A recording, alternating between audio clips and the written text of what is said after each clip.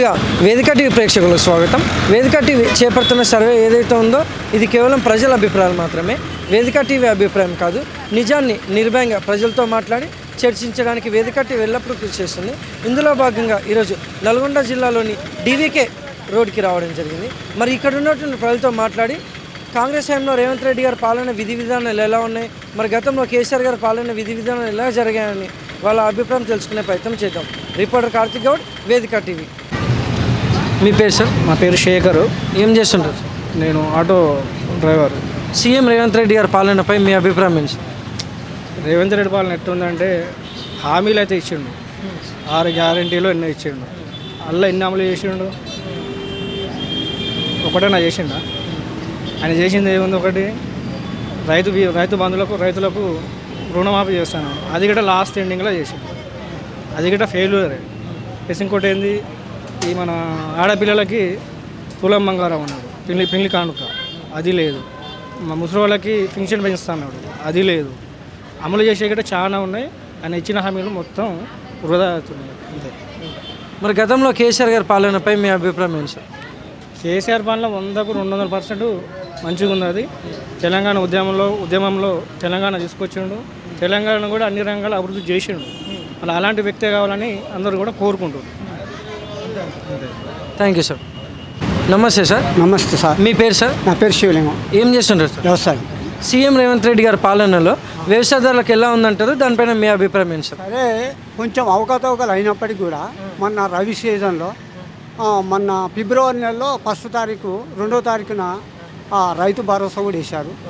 ఇంకా కొంచెము ఈ వరదకాల క్యానాల్ కూడా ఒక 15 రోజులు జాప్యం జరిగింది. వరద నీళ్ళు రాకపోయారు, కొంత రైతులు కూడా ఇబ్బంది పడ్డప్పుడు కూడా పొలాలు మా కొంతాల పేరులో ఏమి కూడా నష్టపోలేదు.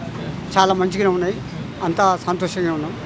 ఇంకా సరే, పోయిన ముఖ్యమంత్రి గారు కూడా మాకు కొంత చాలా రైతు బంధు ఇచ్చారు.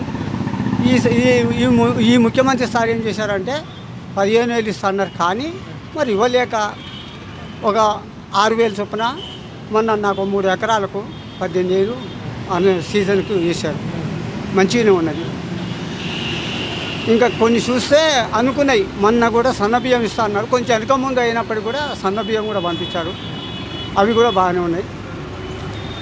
కానీ పింఛన్ అన్న వాళ్ళు కొంతమంది బాధపడుతున్నారు. ఎందుకంటే మాకు 4,000 ఇస్తానన్నారు, 4,000 సారీ ఇవ్వలేదు, కానీ 2,000 పంపిస్తున్నారు అని అది చాలా కొంచెం ఇబ్బందిగా అనిపిస్తుంది ఇది పల్లెటూరులో.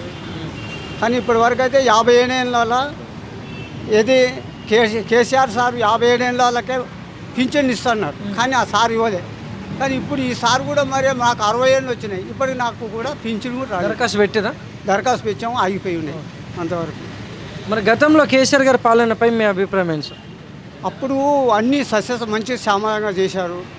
అప్పుడు కూడా పంటలు పండాయి. యాదవులకు గొర్రెలు ఇచ్చారు, గీత కార్మికులు మంచిగానే చేశారు. కానీ ఏం చేశారంటే మన కేసీఆర్ సారు అప్పుడు చాలా కొన్ని అవకతవకల ఇబ్బందులు అయ్యి జనాలు అనేది వెనక ముందు అయిపోయింది, అందువల్ల పడిపోయింది. Thank you sir. ధన్యవాదాలు. మీ పేరమ్మా? నా పేరు లక్ష్మమ్మ. ఏం చేస్తుంటారమ్మా? మా సారు ఇంతకుముందు ఆర్టీసీ సెక్రటరీగా చేసి రిటైర్ అయ్యిండు. ఇంటి దగ్గరనే ఉంటాము. మాకు పింఛను కూడా ఏం రాదు, 3,000 పింఛను వస్తుంది. మాకు 4 ఎకరాల భూమి ఉంది. రైతు బంధు వస్తుందని అన్నారు, రావట్లేదు. మరి అది ఆర్టీసీలో చేసినందుకే మీకు రేషన్ కార్డు లేదని, ఏది ఇచ్చినా కానీ రేషన్ కార్డు ఉన్న వాళ్ళకే ఇస్తామని అంటుండ్రు. ఏ చిన్న జాబ్ ఉన్న వాళ్ళకి కూడా రేషన్ కార్డు లేదు, భూమి ఉన్న వాళ్ళకు లేదు అని అంటుండ్రు. మొత్తం మరి భూమి లేని వాళ్ళు ఎట్లా ఉంటారు? రేషన్ కార్డు ఉన్న వాళ్ళకే ఏదైనా వర్తిస్తుంది అంటారు. ఇక మరి మాకు ఏది వర్తించడం లేదు. అట్లా కరెంటు కూడా సప్లై లేదు, కరెంటు బిల్లులు ఎక్కువ వేస్తుండ్రు. వాళ్ళకు రేషన్ కార్డు ఉన్న వాళ్ళకు ఫ్రీ బిల్లు అంటుండ్రు, రేషన్ కార్డు లేని వాళ్ళకు బిల్లు బాగా వేస్తుండ్రు, కరెంటు బిల్లు వేస్తుండ్రు. సన్న బియ్యం కూడా మాకేం వచ్చేయట్లేదు.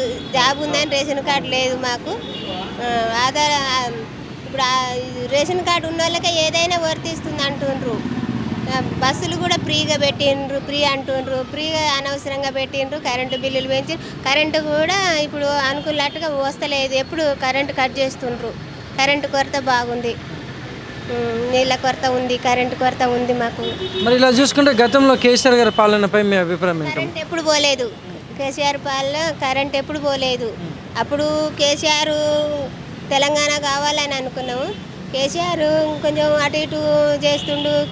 మేము కాంగ్రెస్ వాళ్ళం బాగా చేస్తాము అని ఎన్నో వాగ్దానాలు ఇచ్చారు, కానీ వాగ్దానాలు ఏవి ఏం మరి రైతులైతే మొత్తుకుంటుండ్రు. మాకు రైతు బంధువులు రాలేదంటారు, లోన్లు మాఫీ కాలేవు అని అంటుండ్రు.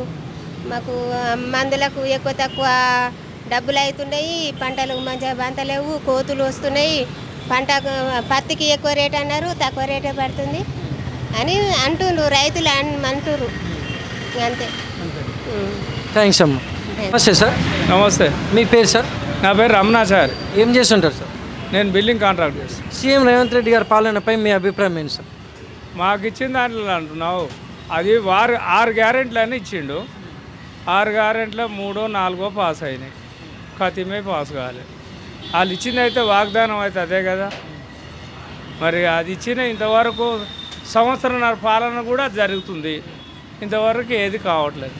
అంతేనా కాదంటావు? మరి గతంలో కేసీఆర్ గారి పాలనపై మీ అభిప్రాయం ఏంటి సార్? ఇక ఆయన ఇచ్చిన దాంట్లో పాలనలో ఆయన ఏది ఒప్పుకున్నా కూడా చేసిండే. వీళ్ళు ఇచ్చిన 6 గ్యారెంటీలు ఇచ్చిండు. 6 గ్యారెంటీలు అయితే వీళ్ళు అమలు చేసేదానికి 3, 4 అయితే జరిగినది. అదే మరి అది చేస్తారా చేయరా?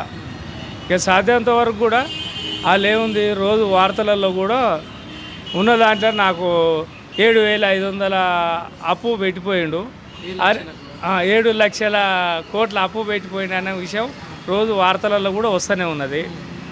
మరి ఇక వాళ్ళు కూడా వసూలుబాటు బట్టి చేస్తారేమో అని ఆ ఉద్దేశం అని ఆలోచిస్తున్నాం అంతే. గతంలో కేసీఆర్ గారి పాలనపై మీ అభిప్రాయం ఏంటి సార్? ఇక ఆయన అయితే ఏదన్నా అనుకున్నదైతే అమలు చేసిండు. అంటే ఇక చేసిండు, అప్పులు చేసిన ముచ్చటైతే మనకు తెలియదు కదా. ఆయనైతే ప్రస్తుతానికైతే ఏది అనుకున్నా అన్నీ అయితే ఆ పాలనలో ఏది అమలు అనుకుంటే అమలు అయితే చేసిండు. అయితే ఇప్పుడు వీళ్ళు చేసిన దాంట్లో కొంత 6 ఇచ్చారు, 6లో అయితే 4 అమలు చేశారు. వీళ్ళు కూడా చేస్తూనే ఉన్నారు అనుకో. ఇక నెరి అనే ఉద్దేశం అని ఏం కాదు, అమలు అయితే వీళ్ళు కూడా చేస్తూనే ఉన్నారు. ఇక అయిందాక కూడా కొంత చూడాలి కదా. అయితే వచ్చినా కూడా ఇప్పుడు 1 సంవత్సరన్నర పాలన అయింది. దాంట్లో ఉన్న దాంట్లో కూడా వీళ్ళని కూడా వచ్చి రాగానే ఎవరు చేయాలంటే కూడా ఏం చేయలేరు. కథ మీద కూడా కొన్ని అమలు చేస్తే బాగుంటుందేమో అని నా కోరిక. Thank you sir. ఓకే. మీ పేరు సార్? నరసింహ. ఏం చేస్తుంటారు సార్? నేను బిజినెస్. సీఎం రేవంత్ రెడ్డి గారి పాలనపై మీ అభిప్రాయం ఏంటి సార్? ఏం పాలన చేసినట్టయితే ఏం లేదు, ఏది లేదు. మేము అనుకునే ఆశించుకున్నాం, చాలా ఊహించుకున్నాం. గవర్నమెంట్ మారిన తర్వాత ఇంకేదో జరుగుతుంది అనుకున్నాం, కానీ ఏది లేదు. ఒక్కటి రావట్లేదు, ఒక్కటి పోవట్లేదు. మా పాప మ్యారేజ్ చేసుకొని నేను రెడీ ఉన్నా. తులం బంగారం ఎప్పుడు పెడుతున్నా, కళ్యాణ లక్ష్యం పెట్టుకుందామని. ఆయన తులం బంగారం వస్తలేదు, పెడతలేడు, నేను తీసుకోవట్లేదు. నా పరిస్థితి ఇట్లా ఉందంటే మిగతా వాళ్ళ పరిస్థితి ఏంది? ప్రతి ఒక్కటి అట్లే ఉన్నట్టే కదా లెక్క. నేను సామాన్యులే, పొలిటికల్ లీడర్ని కాదు, వార్డు మెంబర్ని కూడా కాదు. సామాన్య మానవులు, ప్రజలు ఏదో వస్తుంది ఎదురు చూస్తూనే ఉంటారు. ప్రతి ఒక్కరు ఎదురు చూస్తూ ఉంటారు. అందులో నేను ఒకరిని. నేను కూడా ఎదురు చూస్తున్నా. ఆయన పెట్టుడు లేదు, నేను తీసుకుని లేదు. రైతు బంధు లేదని వాళ్ళు మొత్తుకున్నట్టు మరి మేమైతే మొత్తుకోలేం కదా. రోడ్డు మీద పోయి మాకు బంగారం పెడతలేడు, అది పెడతలేడు అని. అది విషయం.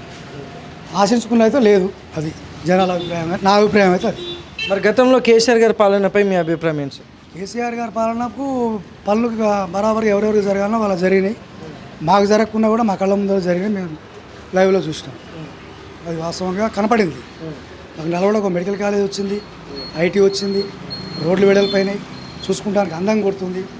ఇన్నేళ్ల తర్వాత కూడా కంచర్ల భూపాల్ రెడ్డి గారు మన ఎమ్మెల్యే గారు అయినాక మంచిగా అయింది. నల్గొండ రూపురేఖలు మారినాయి.